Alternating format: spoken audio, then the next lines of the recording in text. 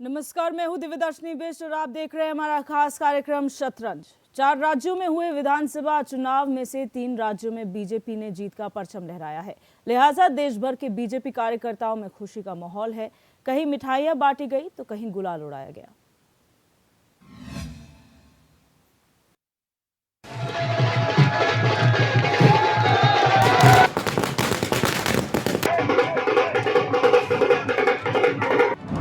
विधानसभा चुनाव में चला मोदी का जादू।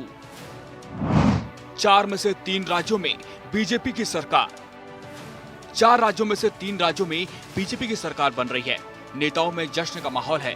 उत्तराखंड की राजधानी देहरादून से लेकर मध्य प्रदेश की राजधानी भोपाल तक और छत्तीसगढ़ से लेकर राजस्थान तक नेता एक दूसरे को मिठाई खिलाकर जश्न मना रहे हैं।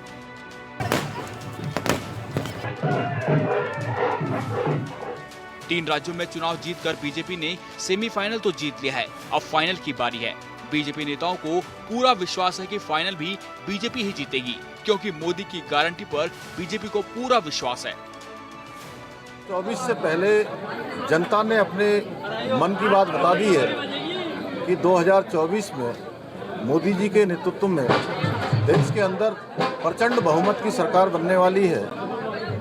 जिस प्रकार से मध्य प्रदेश के अंदर सरकार दोबारा बनी है, रिपीट हुई है, ये सुशासन की जीत है।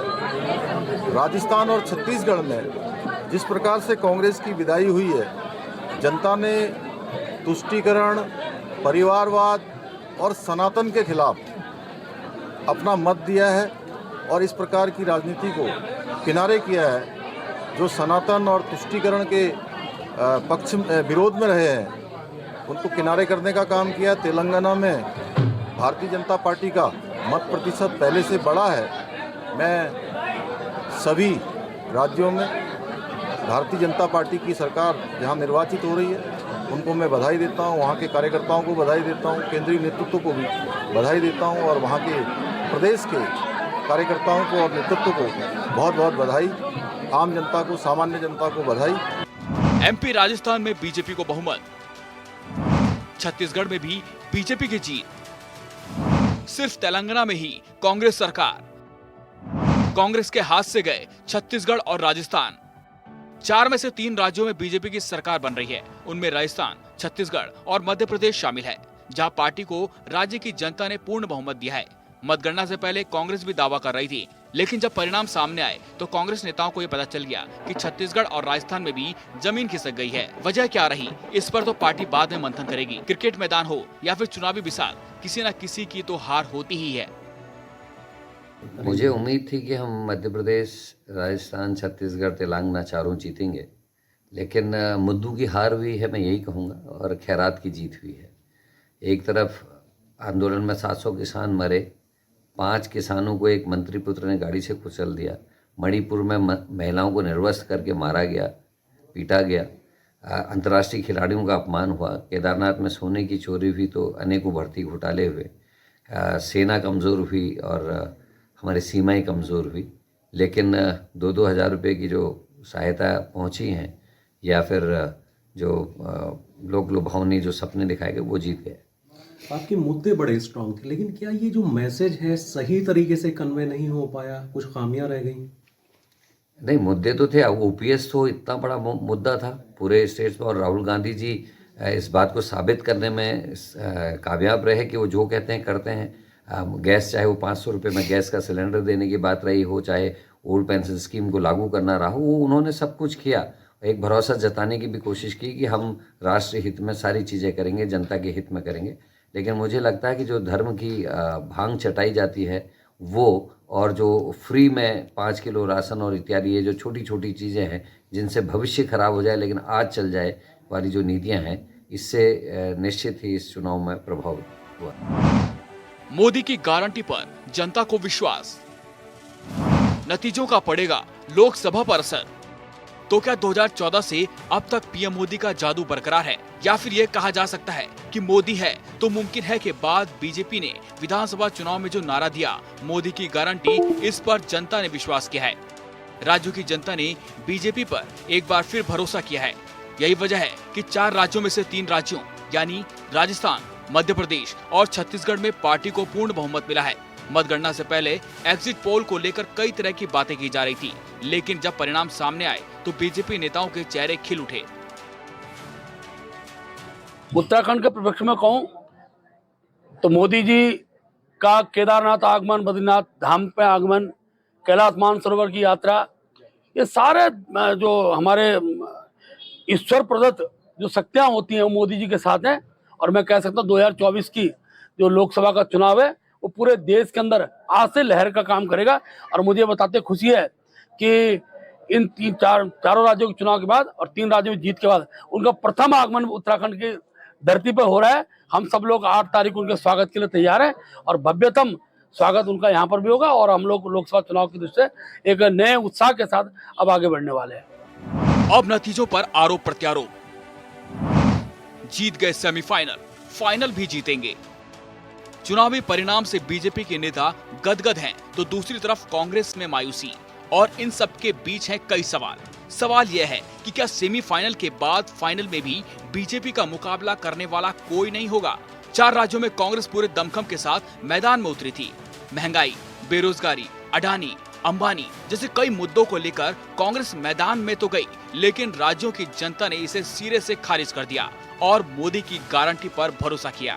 अब बीजेपी को पूरी उम्मीद है कि लोकसभा चुनाव में भी मोदी की गारंटी पर देश विश्वास करेगा। Bureau report, HN 24/7।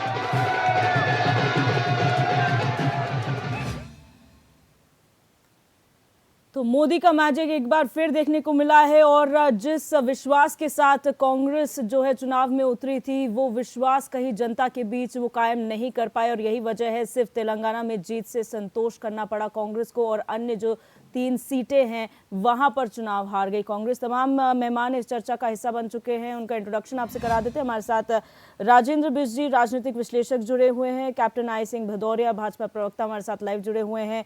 हमारे साथ तौकीर आलम, कांग्रेस नेता, फोन लाइन पर है और नविंद्र सिंह, सपा प्रवक्ता हमारे साथ लाइव जुड़े हुए हैं। आप सभी मेहमानों का इस चर्चा में बहुत स्वागत है।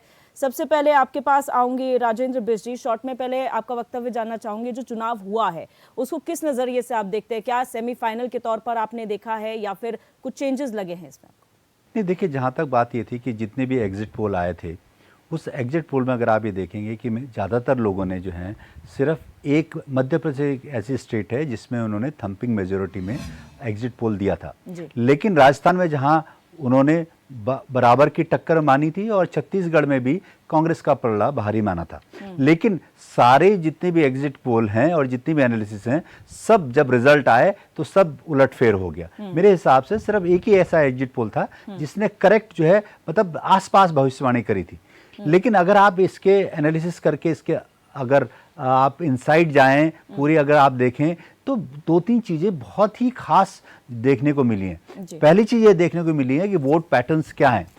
वोट पैटर्न्स अगर आप ये देखें कि वोट पैटर्न्स में क्या हुआ कि बहुत ज़्यादा वोट पैटर्न में अंतर नहीं आया है। मतलब अगर आप शिफ्टिंग ऑफ वोट बात करें वो नहीं आया है, लेकिन इसके बावजूद भी बीजेपी को थंपिंग मेजोरिटी मिली है। तो इसका क्या मतलब है? इसका मतलब ये है किसी खास वर्ग ने जो है बीजेपी को जिताने में बहुत बड़ी सहायता करी। और वो खास वर्ग क्या है? अगर हम आप ये देखें और जो आंकड़े आ रहे हैं उसमें ये लग रहा है कि 75 to 80% जो महिलाएं हैं, जो वोट देने वाली महिलाएं हैं, उन लोगों ने बीजेपी को वोट दिया है। तो एक पहला मेजोरिटी ये एक सबसे बड़ा कारण ये है कि महिलाओं ने जो है बीजेपी के साथ रहकर बीजेपी को सपोर्ट किया।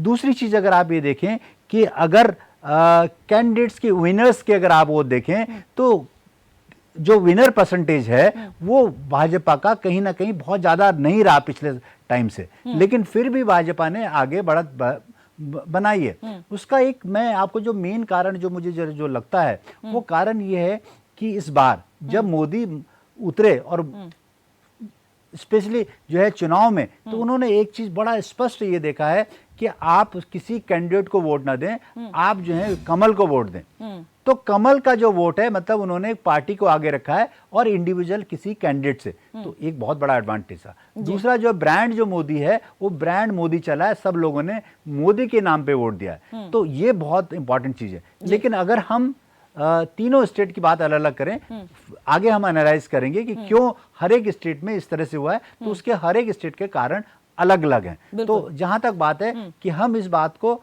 आगे एनालाइज करेंगे कि क्यों हुआ और किस तरह से हुआ। बिल्कुल।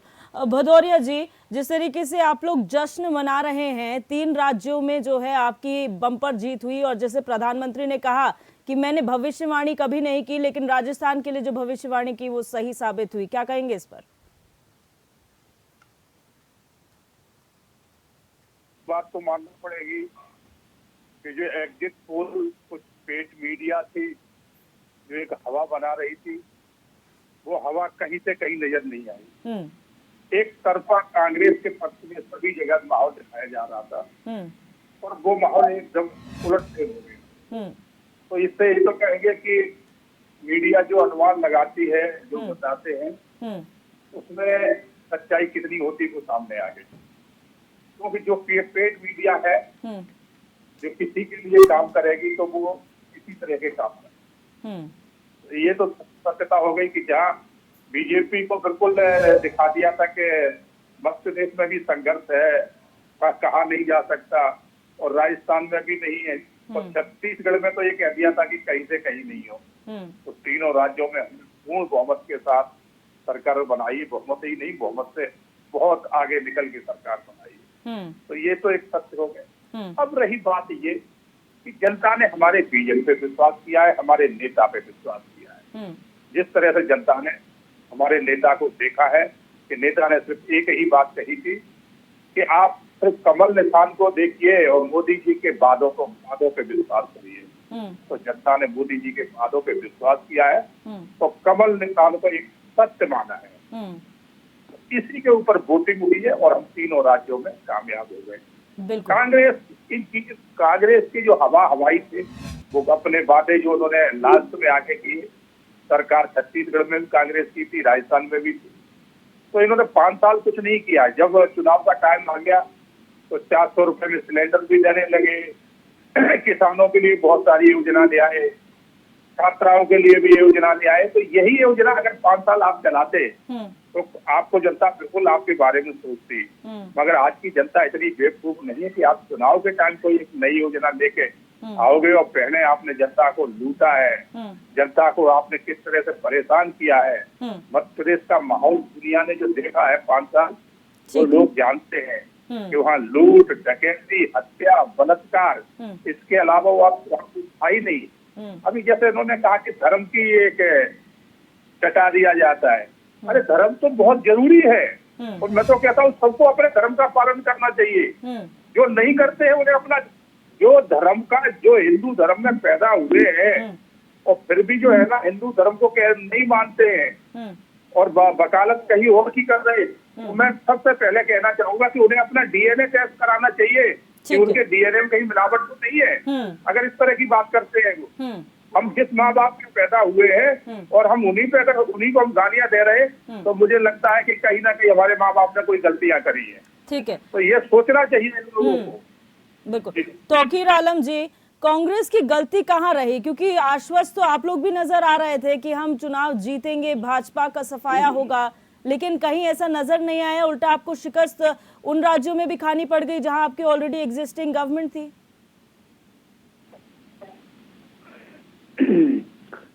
नहीं, बिल्कुल आपकी बात सही है। और जो है उम्मीद तो ऐसी नहीं थी जो रिजल्ट आया है, और हम सभी लोग जो हैं हम सम्मान करते हैं जहां हम हारे हैं तीनों राज्य के अंदर, जनता का सम्मान करते हैं। जनता ने हमें जनाधार नहीं दिया, कहीं न कहीं जो कुछ खामियां जरूर रही होंगी, इसलिए हम जो हैं पीछे रह गए। और दूसरी तरफ ये है कि जो आज के डेट में जो है जो इस वक्त चुनाव हुआ है, जो हालात आज की राजनीति का है, सियासत का है, तो हम तो कर्मों पे भरोसा कम करके जो है धर्मों पे भरोसा ज्यादा करते हैं। वो सारी चीजें हैं जो सामने आई हैं, और धर्म जो को लेकर के, धर्म के आड़ के अंदर जब आदमी चलता है, धर्म किसी का भी हो, और धर्म पे जब कोई बात होती है तो आदमी कहीं न कहीं जो है उससे जुड़ा तो रहता है, उससे कहीं हट के नहीं रहता है। तो जो भी हुआ इन तीनों राज्यों के अंदर जो है वो कहीं न कहीं जो है हमारी वहाँ कोई न कोई कमी के कारण जो है जो हमें जनादेश नहीं मिला है। हम प्रयासरत हैं, हम कोशिश करते रहेंगे और आगे भी जो है हम जो है कोशिश करेंगे कि हम जनता के जो है बुनियादी चीजों पे और तमाम सवालात पे जो है खरे उतरे, और ये हार जो है तो हमें स्वीकार है, मैं इसको स्वीकार करता हूँ। कहीं ना कहीं जो हमारी गलतियां हुई है पुनः उसकी पुनरावृत्ति ना हो, उसको लेकर के आगे हम लोग काम करने जा रहे हैं। बिल्कुल। रविंद्र सिंह जी, सवाल आप लोगों से इसलिए उठता है क्योंकि इंडिया गठबंधन का आप लोग हिस्सा हैं, और जब आप इंडिया गठबंधन का हिस्सा है तो बहुत महत्वपूर्ण ही हो जाता है कि अगर आपके जो साथ के दल है अगर वो चुनाव हारते हैं, तो सवाल ये कि मध्य प्रदेश में जो हुआ, जो बहसबाजियां हुई, जो बयानबाजियां हुई, क्या आपको लगता है वो एक वजह रही कि आज हाशिए पर है विपक्ष? सर्वप्रथम तो आपके माध्यम से मैं बधाई देता हूं भारतीय जनता पार्टी को 3 राज्यों के लिए जी, कांग्रेस को 1 राज्य के लिए, और लगभग फाइनल हो चुका है मिजोरम में जेडपीएम को।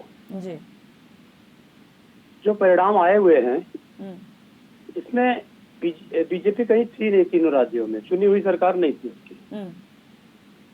अब तीनों जगह उन्होंने अपनी चुनी हुई ही नहीं प्रचंड बहुमत की सरकार बनाई है। मध्य प्रदेश में तो थी सर, चुनी हुई नहीं थी, वो कमलनाथ जी की सरकार को तोड़ के बनाएगी। तो सरकार बनी है।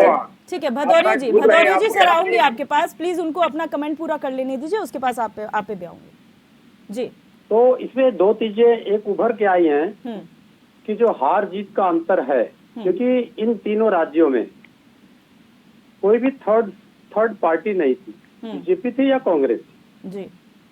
जहाँ पर थर्ड पार्टी थी वहां पर अपॉर्चुनिटी मिल गई कांग्रेस को घुसने का, तेलंगाना में जी। और इन तीनों राज्यों में 40% 42%, ये 2% है कांग्रेस के, और इसी के इर्द गिर्द घूमते हैं 1-2% में कर। जी। तो जीत गए हैं, सरकार बनाए हैं, अच्छी बात है, लेकिन आगे के लिए बहुत सकारात्मक परिणाम नहीं है। इतनी प्रचंड बहुमत पे जरूर उनको अपने मतदाताओं को ज्यादा बढ़ाना चाहिए था।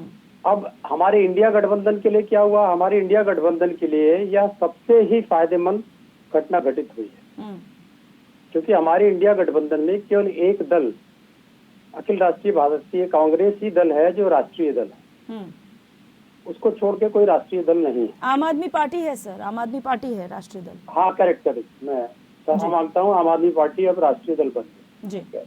तो निश्चित रूप से अब भारतीय जनता पार्टी को अखिल भारतीय राष्ट्रीय कांग्रेस को ये सोचना है कि हिंदी पट्टी जहाँ से भारतीय जनता पार्टी को बाहर किया जा सकता है, वहाँ पर जो क्षेत्रीय छत्रप हैं, क्षेत्रीय दल हैं, उनपे ज्यादा डिपेंड होना पड़ेगा बनिस्बत की अपनी पार्टी के।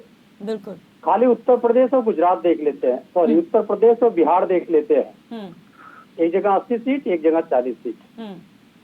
अगर यहीं पर देख लेते हैं और हम अपने जो हमारे स्थानीय मुद्दे और हमारा जो पीडीए का फॉर्मूला है, अगर इस पे हम कंसंट्रेट करते हैं तो इन 120 सीटों में ही भारतीय जनता पार्टी बाहर हो जाएगी। बाकी कहीं कंफर्टेबल विक्ट्री नहीं है, सरकार बनाई है, बधाई है, लेकिन कंफर्टेबल विक्ट्री में कहीं भी नहीं है, दक्षिण में कहीं भी नहीं। ठीक है। तो ये जो एक सेकंड, ये जो घटना घटित हुई है चुनाव की, वो हमारे पक्ष में है। चलिए, हार के बाद भी आप लोग इसे अपने पक्ष में मान रहे हैं, बहुत पॉजिटिव संकेत है। लेकिन जिस पीडीए की आप बात कर रहे हैं सर, उसको तो प्रधानमंत्री नरेंद्र मोदी ने एक ही शब्द से हटा दिया कि 4 मेन जातियां हैं, जिसमें युवा, महिला, गरीब और किसान को सम्मिलित किया है। आप लोग दलित, पिछड़ा वर्ग को कहते हैं, अल्पसंख्यकों के कहते हैं, लेकिन उन्होंने सबको कंबाइन करके क्लासेस में डिवाइड कर दिया है, कास्ट में नहीं। मैं आऊंगी उस पर भी। राजेंद्र बिष्ट जी, यहाँ जो चुनाव लड़ा गया है इसमें बहुत सारी चीजें देखी गई है, खासतौर पर धर्म से जोड़कर इसे देखा गया है। सनातन का शब्द बहुत ज्यादा सामने आया, यहाँ पर प्रधानमंत्री के लिए कुछ शब्द कहे गए। क्या आपको लगता है कि ये कुछ वजह रही हैं, जैसा कि भाजपा कहती है कि इसकी वजह से जो है विपक्ष हार गया? देखिए, ये सिर्फ एक ही कारण नहीं है। सनातन के बारे में जरूर जो है लोगों ने कहा कि क्या हम लोग हिंदू नहीं है, क्या हम सनातन नहीं है, कुछ पार्टीज ने। लेकिन आप ये समझ लीजिए कि बीजेपी सनातन का एक बड़ा चेहरा है, ये तो सबको पता है। और जहां तक आपने देखा कि पुराने जितने भी चुनाव हुए हैं 2014 के बाद से, उन चुनाव में जब भी किसी जो है विपक्ष ने इनको गाली दी है या प्रधानमंत्री के बारे में कुछ गलत क्रिएट किया है, तो वो उल्टा जो है उसका वोट जो है उसमें से चला गया है। तो मतलब जहां तक बात यह है कि बीजेपी में श्री नरेंद्र मोदी जी को एक ऐसा व्यक्ति माना जाता है कि जो बहुत स्वच्छ छवि के हैं, और उनके बारे में कभी भी कोई कमेंट करें या गलत बात कोई बोलता है तो उसका जो है रिएक्शन आना बहुत जरूरी है। तो ये बातें बहुत क्लियर है और इसका रिप्रकशन आया है इन चुनाव में। जहां तक और मुद्दे हैं, इसके अलावा बहुत सारे मुद्दे थे जो अगर आप मैं आपसे बात करता हूँ, स्टेट वाइज बात करता हूँ, अगर आप स्पेशली बात जो करते हैं एमपी की बात करते हैं, एमपी में जो सबसे बड़ा जो कारण रहा जीतने का, वो महिला वर्ग को जो उन्होंने योजनाएं दी हैं, जिस तरह से एक सेंटिमेंटल जो है एक मूवमेंट उनके साथ करा गया है, वो उसका बहुत बड़ा इम्पैक्ट आया है। अगर आप एनालाइज करें तो 80% जो वोट महिलाओं के हैं वो बीजेपी को पड़ा है। और इसका में सिर्फ यही नहीं है कि सिर्फ जो है हिंदू वोटर ने वोट दिया या ओबीसी ने वोट नहीं दिया, इसमें कुछ मुस्लिम परसेंटेज वोट महिलाओं ने भी खुलकर बीजेपी को वोट दिया है एमपी में, जिसका ये कारण है कि जो है स्पेशली इन बीजेपी जो है एमपी में क्लीन स्वीप करती हुई नजर आई है। ठीक है, यहाँ पर हमने आपके पास आऊंगी भदौरिया जी। आपने कहा इन्होंने जो है उस समय पर राजस्थान में मुफ्त की रेवड़ियां एक तरीके से बांटी जिस समय पर चुनाव नजदीक था। ऐसे में अगर बात की जाए लाडली बहना स्कीम जो मध्य प्रदेश में चुनाव के दौरान आप लोगों ने दी, क्या उसे एक मुफ्त की रेवड़ी नहीं कहा जा सकता है? जो तमाम वादे आप लोगों ने किए थे, क्या उसको लेकर ये नहीं कहा जा सकता? वादे तो हर राजनीतिक दल करता है, फिर ऐसे में कांग्रेस ने रेवड़ियां बांटी या बीजेपी ने नहीं बांटी, इसको कैसे डिफरेंशिएट करेंगे आप? हाँ, निश्चित रूप से आप एक बात देखिए, हमने चुनाव के टाइम नहीं, चुनाव से बहुत पहले लाडली बहना, उससे पहले आपने देखा हो कि हमारी लाडली भांजी योजना चल रही थी। उसके बाद हम साथ में उनकी माओं को लाके बहनों को भी ले आए। भांजी तो हमारी चली रही थी, जिसके शिवराज सिंह फेमस हुए, मामा के नाम से फेमस हुए। और जब शिवराज सिंह ने देखा कि अब भांजियों को तो जोड़ लिया, मगर हमारी बहनें रह गई हैं, तो हम बहनों को भी लाते, तो साथ में हमने बहनों को भी जोड़ लिया और उन बहनों को भी हम जो सरकार का जो योगदान होता है वो उन तक पहुंचाने लगे। तो ये कर्तव्य था जो हमने शुरू से किया। चुनावी देख के नहीं किया। अगर चुनावी देख के करना होता तो जब चुनाव डिक्लेयर हो गए थे तब हम ये घोषणा ले आते, जिस तरह से कांग्रेस लेके आई। कांग्रेस ने क्या किया है? कांग्रेस ने राजस्थान में, आप देखिए, मैं बड़े डिटेल से आपको समझाना चाहूंगा, इस तरह की तुष्टीकरण की राजनीति खेली है। जब कन्हैया कुमार का मर्डर होता है कि धर्म के नाम से, तो उसको कंपनसेशन कितना देते हैं? 5 लाख रुपए। और उस दूसरी तरफ रोड रेज में दूसरे धर्म का व्यक्ति अगर खत्म होता है तो उसको कितना दिया जाता है? 50 लाख रुपए। यही इनकी सबसे बड़ी जातिगत जो सोच थी, उसको वहाँ राजस्थान की जनता ने नकार दिया। वहाँ पर दूसरी कम्युनिटी का इंसान अगर किसी हिंदू महिला का बलात्कार करता है तो वहाँ की सरकार मुंह पे ताला लगा के बैठ जाती थी, कानूनी कार्रवाई के लिए भी तैयार नहीं होती थी। मगर हिंदू अगर कहीं थोड़ा सा भी फंस जाए तो उसको तो फांसी तक पहुंचाने की कोशिश करते थे। इसका जवाब दिया है राजस्थान की जनता ने। तो ये कांग्रेस की जो सोच है ना, 20% के लिए 80% को नकार देना, वही इनको ले डूबी। नहीं, इनको 20% वोट तो ज्यादा से ज्यादा इन्हीं को मिला है, दूसरों को, या मैं अपनी कहूँ कि हमें नहीं मिला है, मिला है, मगर ज्यादा से ज्यादा वोट को 80% तो वोट इनके पास गया है। हमारे पास तो 2% आया होगा, मगर फिर भी इनसे जो हिंदू वोट था वो दूर चला गया, वो खिटक गया। तो उसने सोचा जो हमारी आप हालत इस तरह की कर रहे हो कि हमें जो हमारी सरेआम एक धर्म विशेष के नाम से हत्या करी जा रही है और हमें कंपनसेशन 5 लाख दे रहे हो, और उनकी रोड रेज में हत्या हो रही है। लेकिन यही तो समझना भदौरिया जी बहुत जरूरी हो जाता है कि राजनीति में धर्म को कितनी जगह मिलनी चाहिए। धर्म अपनी जगह है, उसमें कोई दोराई नहीं है, लेकिन राजनीति की जब हम बात करते हैं तो पॉलिसीज ध्यान में आती है, गवर्नेंस की बात आती है। इसमें शायद ही धर्म को किसी भी पार्टी को नहीं लेकर आना चाहिए, वरना इसी तरीके का हाल होता है। अगर मैं बात करूं यहाँ पर तौकीर जी, यहाँ पर जिस तरह से आपने बात कही थी, कांग्रेस की गलतियां रही हैं, आप लोग इंडिया गठबंधन आप लोगों ने बना लिया, लेकिन जो मध्य प्रदेश फिर एग्जाम्पल यही है कि आपकी आपसी फूट खत्म नहीं होती, जिसका फायदा बीजेपी उठा लेती है। आप लोग जो है ऐसे वक्त पर गलत बयानबाजी आपके नेता कर देते हैं जिस वक्त पर आपको अपने मुद्दे बुलंद करने चाहिए, आपके तमाम नेताओं को, आपके गठबंधन के साथियों को जो है बुलंद करने चाहिए। उस वक्त पर सनातन के खिलाफ बोलना या किसी पर टिप्पणी कर देना, क्या आपको लगता है कि ये चीजें इम्पैक्ट नहीं करती चुनाव में?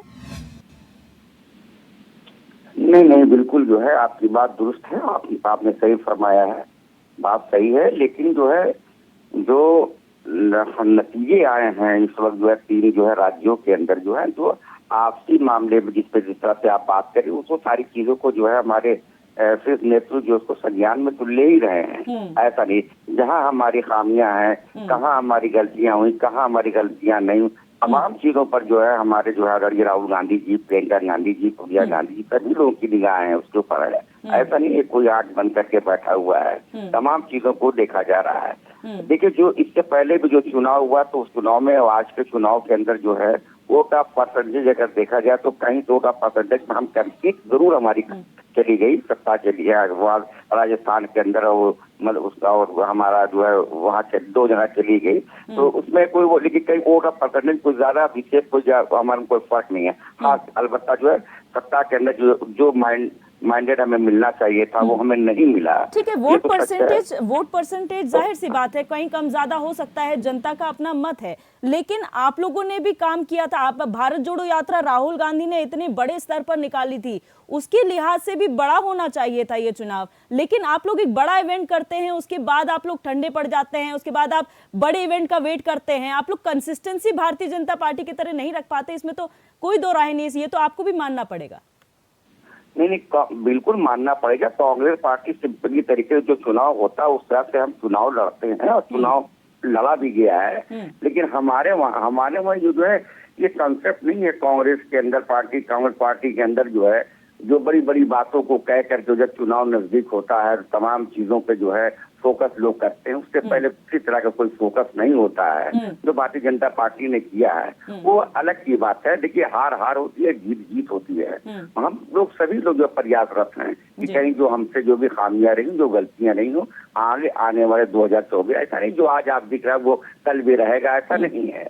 ये तो मैं निश्चित रूप से इस बात को बता दूं कि जहां हम हैं, हम अपनी मेहनत के बूते पे, अपने संगठन के बूते पे और अपने काम के उस पर हम आगे बढ़ेंगे और निश्चित तौर से जो है आने वाला जो समय होगा कांग्रेस का होगा। बिल्कुल। रविंद्र जी, यहाँ पर सपा ने भी पीडीए यात्रा निकाली थी, बहुत बड़े स्तर पर आपने पीडीए यात्रा निकाली, जिसमें आपने कहा कि पिछड़ों को जो है तवज्जो दी जानी चाहिए, दलितों को मिलना चाहिए, अल्पसंख्यक आपने जिक्र किया था, लेकिन उसका हाल क्या हुआ? आप लोगों ने सेंसस की बात कही, आपने कास्ट सेंसस की बात कही थी, वो कहीं पर भी काम नहीं आया। बस मोदी जी ने कहा कि हमारे 4 क्लासेस हैं, कास्ट नहीं, वो काम आ गया। यानी कि विपक्ष की बातों को कम आका जा रहा है और बड़ी बड़ी बातें जो आप लोग कह रहे हैं कि करते हैं भारतीय जनता पार्टी वाले, वो जनता को दिखाई दे रही है।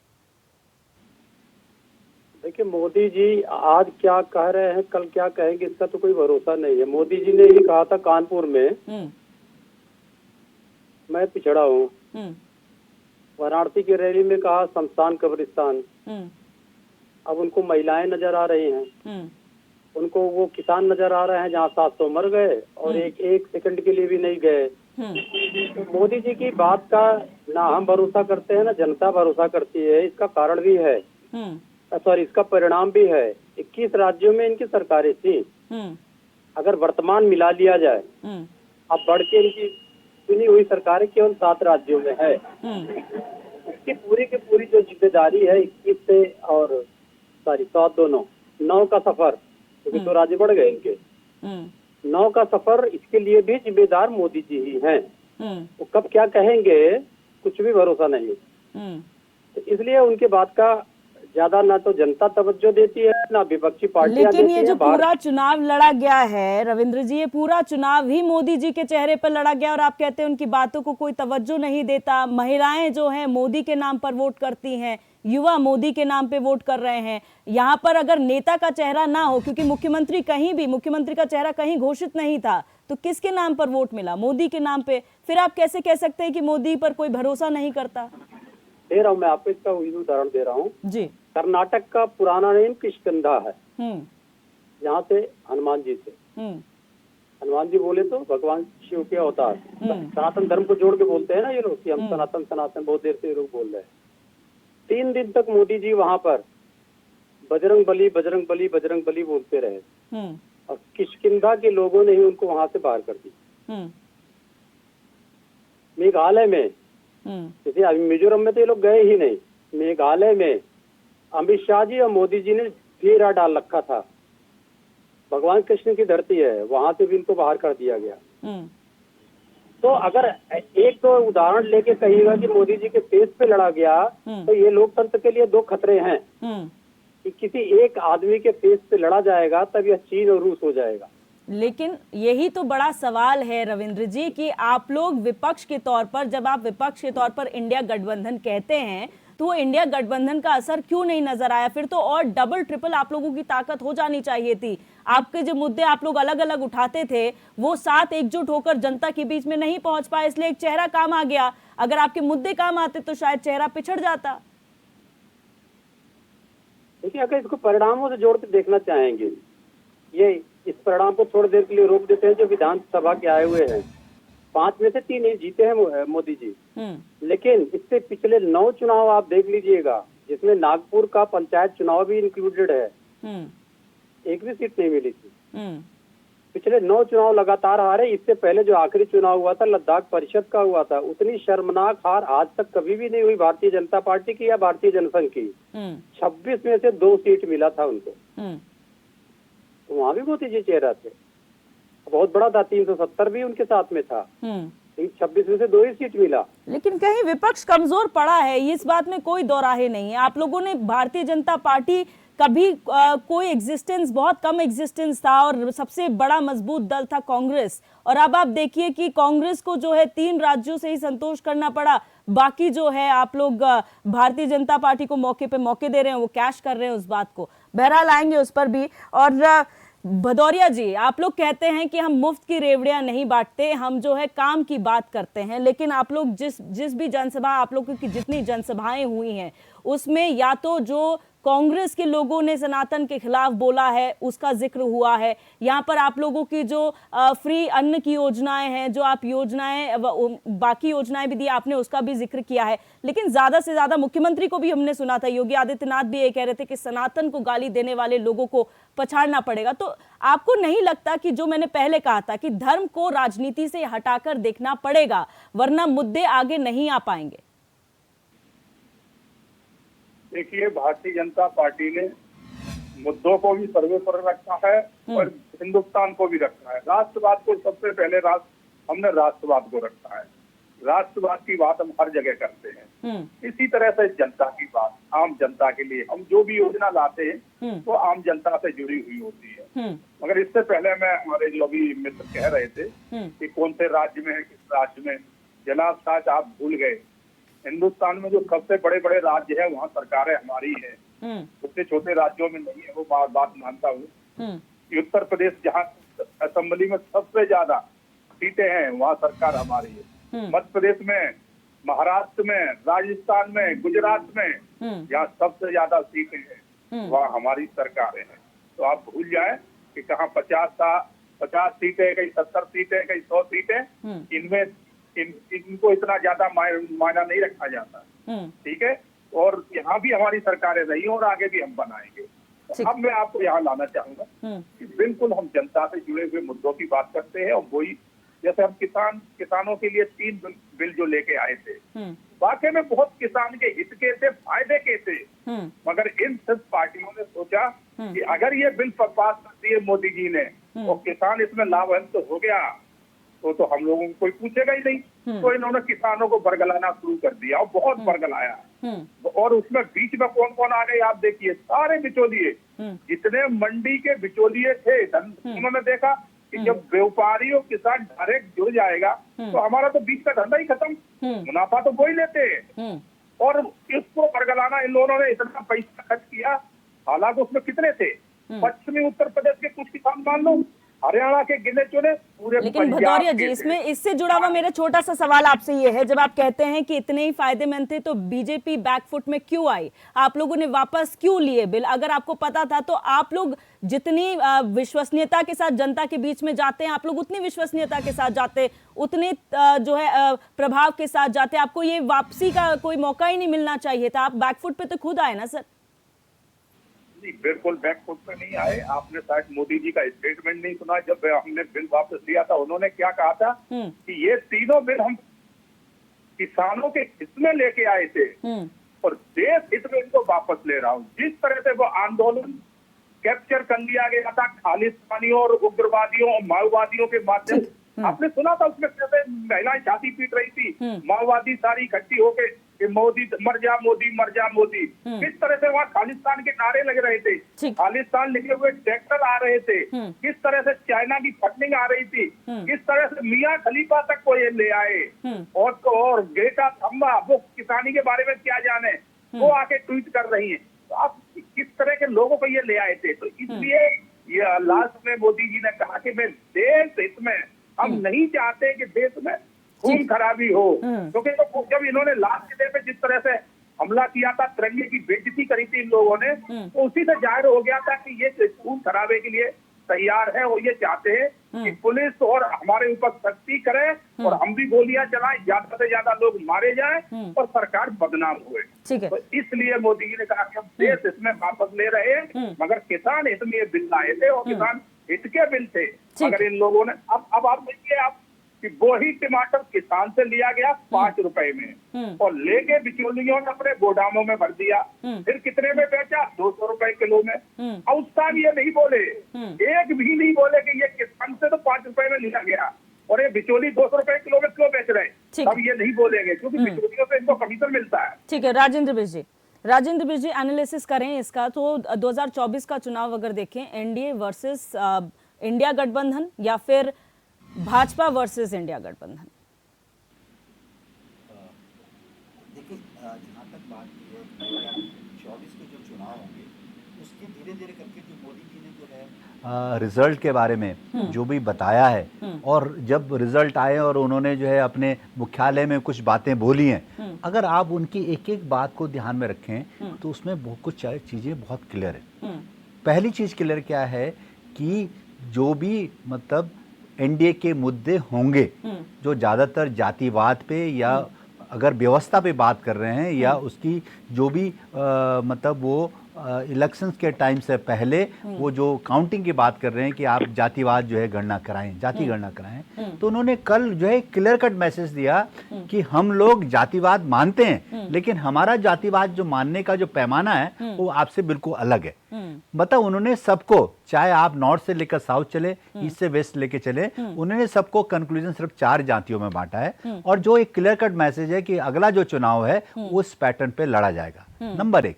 दूसरी बात जो है, जो परिवारवाद की जो बात उन्होंने कही थी उसके बारे में उन्होंने क्लियर कट बोला है कि हम परिवारवाद पे बात नहीं करेंगे, हम किसी एक व्यक्ति विशेष के बात नहीं करेंगे, हम जो है बीजेपी एक पार्टी है और बीजेपी जो है एक संगठन है।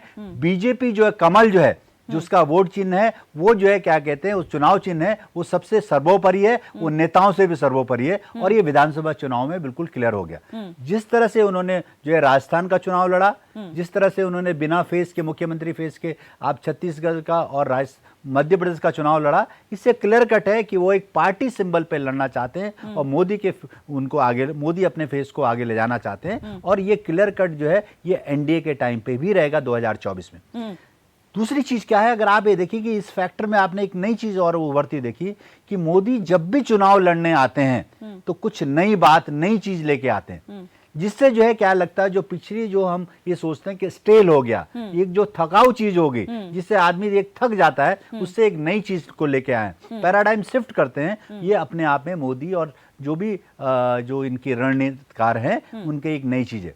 लेकिन इसके अगर विपरीत अगर आप ये देखें कि कांग्रेस क्या होती है, कांग्रेस जब भी कोई राज्य जीतती है और उसके बाद कोई चुनाव होता है तो उसमें जो है उनमें एक टाइप से फटीगनेस आ जाता है या ओवर कॉन्फिडेंस आ जाता है। ये जो है बीजेपी में नहीं होता। इस वजह से जो है हमें लगता है कि बीजेपी हर बार अपने आप को एक प्रदर्शन को ज्यादा बेहतर दोहराती है। अब आने वाले 2024 की जो बात करते हैं, क्या बीजेपी रहेगी या एनडीए के बेस में जाएंगे? मुझे लगता है कि बीजेपी को पता है कि कुछ राज्यों में हम लोग बहुत स्ट्रांग नहीं हैं, तो वहां तो ये अपने जो भी इनका जो गठबंधन है एनडीए में उसको लेके चलेंगे और इनके साथ जो वोट शेयरिंग है उसमें कोई प्रॉब्लम नहीं आएगी। तो ये क्लियर कट है। जबकि आप ये समझ लीजिए कि कांग्रेस क्योंकि एक बहुत बड़ा दल है और कांग्रेस ने अभी हिमाचल और आगे आप समझ लो कर्नाटक और उसके बाद तेलंगाना, 3 राज्य जो इन्होंने जीते हैं, उसके वजह से कांग्रेस जो है कहीं ना कहीं अपने जो उनके जो मतलब साथी हैं जो उनकी जो भी इंडिया गठबंधन बनेगा उसमें उनको जो है दिक्कत होगी सीट देने में, सीट शेयरिंग में। तो ये आने वाला जो प्रॉब्लम है ये आपको आने वाले टाइम पे दिखेगा अगले 1-2 महीने में, और जिसकी वजह से मुझे लगता है कि कहीं ना कहीं एनडीए गठबंधन और जिसको लीड कर रहा है बीजेपी वो क्लियर कट एक मेजोरिटी में आएगा, और मुझे लगता है कि पिछली बार से के आसपास ये जो भी है उससे या बेहतर प्रदर्शन करेगा 2024 के चुनाव में। बिल्कुल। और यहाँ पर तौकीर जी, यहाँ पर जब हम बात कर रहे हैं फेस पर चुनाव लड़ा गया, सिंबल पर चुनाव लड़ा गया है, यानी कि अगर कमल की बात करें तो कमल मतलब मोदी। ऐसी ही अगर हाथ के पंजे के निशान की बात करें, एक समय हुआ करता था जब आप लोगों पे आरोप लगता था सिर्फ एक परिवार ही चला रहा है, लेकिन जब वो परिवार काम नहीं आ रहा तो कोई और चेहरा, कोई इतना असरदार चेहरा, आप लोग राहुल गांधी को भी असरदार नहीं बना पा रहे हैं। भारत जोड़ो यात्रा से उन्होंने अपनी एक पहचान बनाई, उसके बाद वो कहीं दबी हुई है, यहाँ पर आप लोग उसको आगे नहीं बढ़ा पा रहे हैं। क्या यही वजह है कि आप लोग 3 राज्यों में सिमट गए? नहीं, ऐसी कोई बात नहीं है।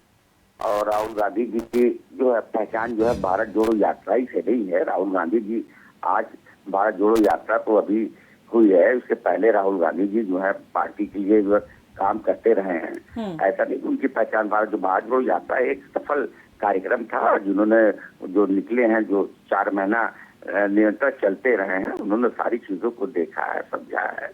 और रहा कि चुनाव जो 2024 का कैसा होगा, क्या होगा, वो ठीक है, उस पर हम लोग वर्क कर रहे हैं, उस पर हम काम कर रहे हैं। देखिए, हम तो काम पे विश्वास रखते हैं। वो अलग की बात है कि अगर हमें जो है इन 3 राज्यों के अंदर जो है जहाँ हम समझ रहे थे कि इस तरह से जो हमारी पराजय हुई नहीं होनी चाहिए थी, तो कहीं ना कहीं जो है जैसे मेरे अभी काबिल दोस्त ने बताया कि ये तो एक स्टेट या 2 स्टेट या 3 स्टेट जीतने के बाद हम जो है कहीं अलग चीजों को सोचने लगते हैं और भाजपा नहीं सोचती है। ऐसी बात नहीं है।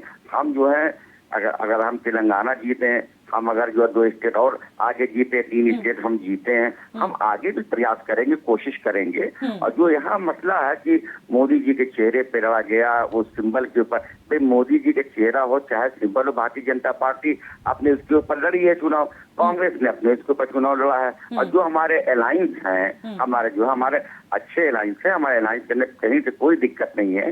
अब आने वाले दिनों के अंदर भाजपा जो है एनडीए अलायंस से लड़ेगी या नहीं लड़ेगी वो समझेंगे, जहां वो जो है देखेंगे कि भाई हमें जरूरत नहीं है वहां अपने हिसाब से लड़ेंगे। लेकिन हमें तो जो है जहां जरूरत हो या ना हो, अगर हमारा इंडिया अलायंस बना हुआ है तो हम सब मिलकर के जो है आने वाले 2024 के चुनाव लड़ेंगे। और निश्चित रूप से जो है हम कहीं अगर कोई खामी आ रही है उसको पूरी तरीके से जो है उसको जो है हम दूर करने की कोशिश करेंगे। अच्छी बात है तौकीर जी, क्योंकि रहा हमारा काम करने का, चाहे छत्तीसगढ़ हो, भूपेश जी जो है हमारे मुख्यमंत्री थे, काम उन्होंने बहुत किया। राजस्थान के अंदर जो है हमारे मुख्यमंत्री गहलोत जी थे, बहुत काम हुआ। काम तो वो नहीं है, जनता के बीच में लोग थे, जनता के बीच में लोगों ने काम किया और सब कुछ किया। लेकिन चुनाव के अंदर जो है ऐसा हुआ और कहीं न कहीं जो है अगर ऐसा हो गया जो नतीजे आए हैं तो उसमें कहीं तो कुछ खामियां रही तो उसको दूर किया जाएगा। बिल्कुल तौकीर जी, अच्छी बात है। एक्सेप्टेंस बहुत जरूरी है कि आप लोग हारे और उसके मंथन होना चाहिए, इसीलिए स्ट्रैटेजीज बहुत जरूरी होती हैं। चुनाव से पहले हमेशा हर राजनीतिक दल से यही सवाल होता है कि आपकी स्ट्रैटेजी क्या है, क्योंकि स्ट्रैटेजी बहुत महत्वपूर्ण रोल प्ले करती है। इस मामले में भारतीय जनता पार्टी के कुछ नंबर आपसे ज्यादा हैं, लेकिन अगर सीट शेयरिंग की जैसे राजेंद्र जी ने बात की है कि आगे आने वाले समय में ऐसा तो नहीं कि जब मध्य प्रदेश में सपा ने सीट शेयरिंग की बात की थी उस पर विवाद हुआ था, अब आगे चल के 2024 जिसके लिए गठबंधन बना है, अगर ऐसा तब हुआ तब आपको क्या लगता है कि इंडिया सफल हो पाएगा? नहीं, इंडिया गठबंधन जो है निश्चित रूप से सफल होगा।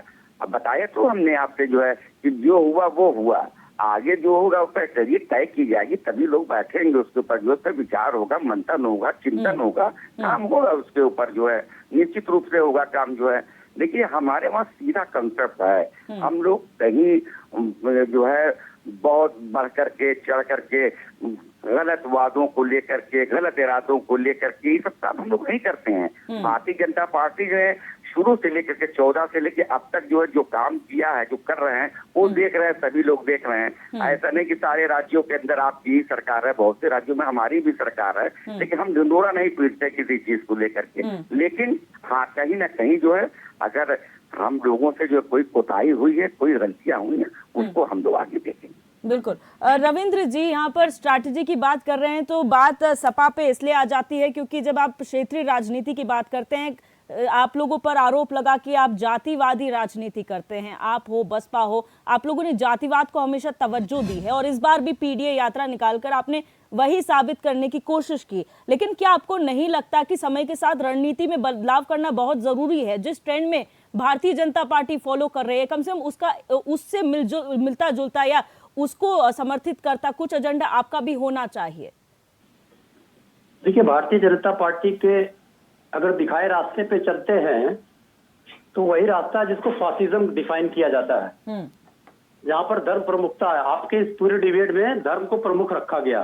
तो अगर धर्म को प्रमुख रखा गया, सनातन धर्म, वैसे तो सनातन धर्म नाम का कोई धर्म नहीं है, हिंदू धर्म को मैं बोलता हूँ उसको, तो हिंदू धर्म को हिंदू धर्म नहीं, सनातन कहते हैं सर हम। नहीं, आप समझिएगा उसको।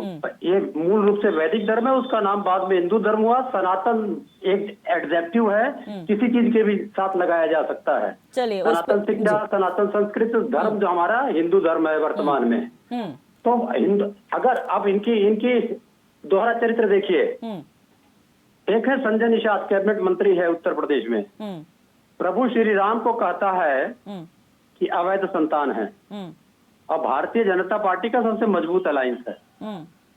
भारतीय जनता पार्टी के पिछले डिप्टी सीएम उत्तर प्रदेश के पढ़े लिखे आदमी हैं, टीचर हैं लखनऊ विश्वविद्यालय में, वो कहते हैं माता सीता टेस्ट ट्यूब बेबी हैं। योगी आदित्यनाथ जी कहते हैं प्रभु बजरंगबली जो रुद्रा अवतार हैं दलित थे।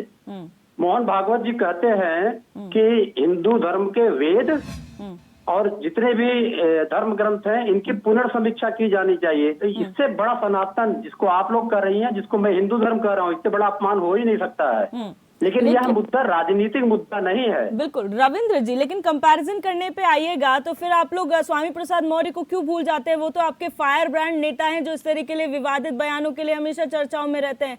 तो कंपैरिजन किस बात का कि एक नेता भाजपा का बयान देगा तो आपकी पार्टी से भी कोई ना कोई बयान देगा? क्या इस बात का कॉम्पिटिशन है? तो मुझे लगता है अगर निंदा की जानी चाहिए तो दोनों की जानी चाहिए। बिल्कुल, अगर मैंने इन तीन लोगों को कहा तो स्वामी प्रसाद जी ने अगर किसी भी धर्म को, खाली हमको नहीं कह रहा हूँ, हिंदू धर्म को ही नहीं, किसी धर्म को इंगित करते हैं तो गलत करते हैं, क्योंकि ये ना तो समाज के हिसाब से ठीक है, ना धर्म के हिसाब से ठीक है, ना संविधान के हिसाब से। अब धर्म को हटा देते हैं। जो सवाल मेरा आपसे प्रमुखता से था वो ये कि जातिवाद को आपने इतनी तवज्जो दी है और हमेशा से आप पर आरोप लगे आपने जातिवादी राजनीति की है, क्या आगे आने वाले समय पे आप इसी पर कायम रहेंगे या समय के साथ परिवर्तन जिसे कहते हैं वो लाने की कोशिश की जाएगी? पूरे विश्व के डेमोक्रेसी के पटल पे पहला व्यक्ति प्रधानमंत्री नरेंद्र मोदी जी हुए जिन्होंने अपनी जाति को बताया। तो अगर उसका बिल्ला हमारे ऊपर लगाया जाएगा तो गलत है। नहीं, आप लोगों ने हमेशा, ये पहला आरोप नहीं है सर आप लोगों पे, आप लोगों ने पहले भी किया है, उन्होंने लगाया है वो नई बात हो सकती है, लेकिन आप लोग ने हमेशा ये किया है, ये बात आप लोगों के लिए कही जाती है। और पीडीए की यात्रा आपने निकाली, उसका जवाब नरेंद्र मोदी ने दे दिया, तो आप क्या करेंगे? उस पर कायम रहेंगे या रणनीति में बदलाव होगा? ये सवाल है मेरा। पीडीए कह रहे हैं, सुन लीजिए जो कह रहे हैं, उस बात को क्लियरिटी होनी चाहिए। क्या होता है, मुद्दा बन जाता है। पीडीए जब कहते हैं, पिछड़ा जब कहते हैं, तो पिछड़े में 2100 जातियां हैं। तो क्या भारत के इतने बड़े समूह की बात एक राजनीतिक पार्टी नहीं कर सकती है? खाली पिछड़े में और दलित में आ जाते हैं तो लगभग 244 डिफाइन जातियां हैं। इसमें हम वनवासियों को नहीं जोड़ रहे हैं अभी। तो क्या भारत के इतने बड़े समूह की अगर हम बात करेंगे तो हमको जातिवादी कह दिया जाएगा? लेकिन वही मैं सर आपको यही क्लैरिफाई करना चाहते हैं कि प्रधानमंत्री मोदी ने कहा कि आप पीडीए की बात करते हैं और हमारी जो कास्ट की डेफिनेशन है वो दूसरी है। हमारे लिए 4 प्रमुख कास्ट हैं या क्लासेस कह लीजिए, युवा, महिला, गरीब और किसान। इसमें सभी लोग आ जाते हैं। फिर क्या ओबीसी और क्या एससी एसटी? हमारे संविधान ने कास्ट को डिफाइन किया हुआ है, तो उसको नरेंद्र मोदी जी या तो पलटना चाहें तो संविधान में जाके पलट दें। और जो निर्णय होते हैं हर राज्यों में वो कास्ट के हिसाब से ही होते हैं। जो स्थानीय चुनाव होते हैं वो भी कास्ट के हिसाब से होते हैं, जो रिजर्वेशन वगैरह होते हैं। तो अगर मोदी जी नया डिफिनेशन लाना चाह रहे हैं, जैसे हिंदू धर्म को सनातन धर्म बना दिया, तो ऐसे ही अगर नया कास्टिज्म लाना चाह रहे हो तो जाके संविधान में संशोधन कर दें। हमारा संविधान ने कास्ट डिफाइन किया हुआ है, हमारे सारे राज्यों में कास्ट डिफाइंड है, उसी के हिसाब से हम उनको SC ST OBC कहते हैं। तो क्या नरेंद्र मोदी जी ने कह दिया तो उनके नाते हम अपने संविधान को भूल जाए क्या? ठीक है राजेंद्र, और जो संविधान ने डिफाइन किया उस वर्गों को अपलिफ्टमेंट का हम काम करेंगे तो क्या हमारे ऊपर क्वेश्चन मार्क लगेगा?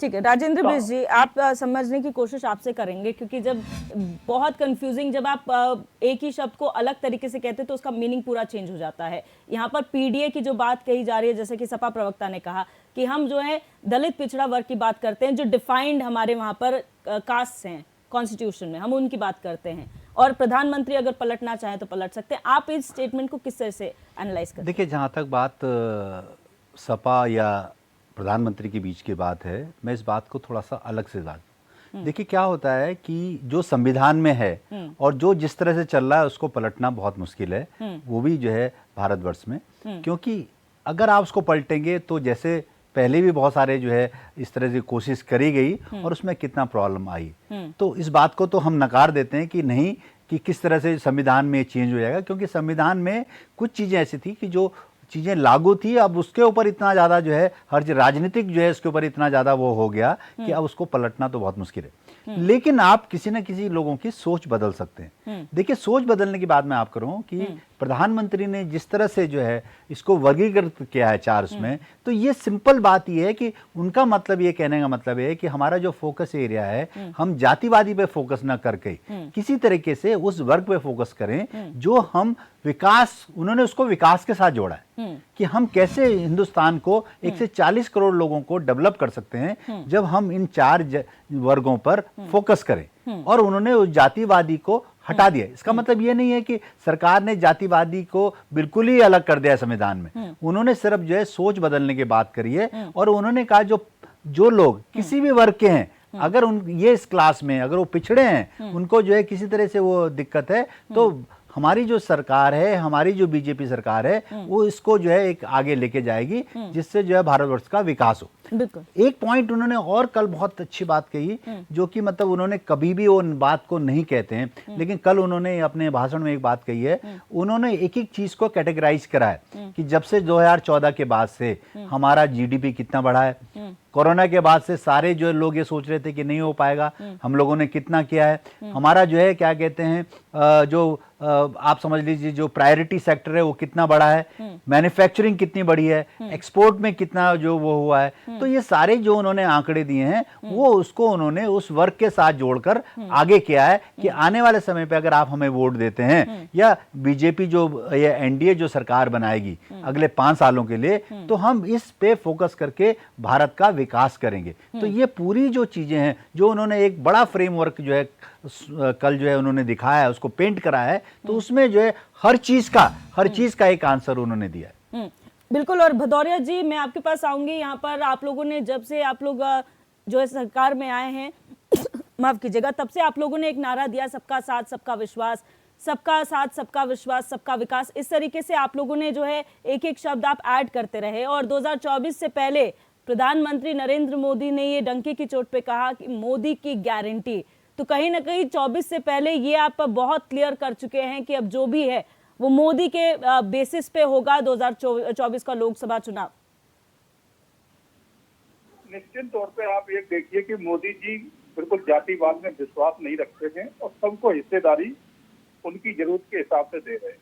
अभी ये लोग सिर्फ नाम के लिए कहते हैं जाति जाति, मगर जब इनकी सरकारें आती है तो जिन जातियों के लिए नाम लेके यहाँ तक पहुंच जाते हैं, सत्ता हासिल करते हैं, उनको ये नकार देते हैं और हमारे ऊपर जो लांछन लगाते हैं कि ये जो हो रहे हैं। अब मैं इनको बता देना चाहूंगी कि भारतीय जनता पार्टी में अभी वर्तमान की बात बता रहा हूँ, सबसे बड़ी बात तो देख रही है कि नरेंद्र मोदी OBC चेहरा है जो प्रधानमंत्री का पद संभाल रहे हैं। उसके बाद उपराष्ट्रपति हमारे यहाँ OBC चेहरा है। उसके बाद द्रौपदी मुर्मू आदिवासी महिला है और 61% केंद्रीय कैबिनेट में OBC मंत्री हैं। तो आप बताइए कि अधिकार हम दे रहे हैं कि ये लोग दे देते हैं। ये सिर्फ हमारे ऊपर आरोप लगाने पर रहते हैं, मगर करते नहीं है। करते एक्चुअली हम हैं। जब हम 61% ओबीसी मंत्री हमने कैबिनेट में रखे हुए हैं, तो बताइए कहाँ कमी है। मगर इन्हें तो बहाना चाहिए, किसी तरह से बीजेपी को आरोपित करें हम, मगर जब करने की बात आ जाती, इससे पहले 2014 से पहले यही यूपीए सरकार थी, मुलायम सिंह भी उसमें शामिल थे, लालू भी थे, ममता भी, सभी शामिल थे, मगर इन्होंने कितना ओबीसी दिया था?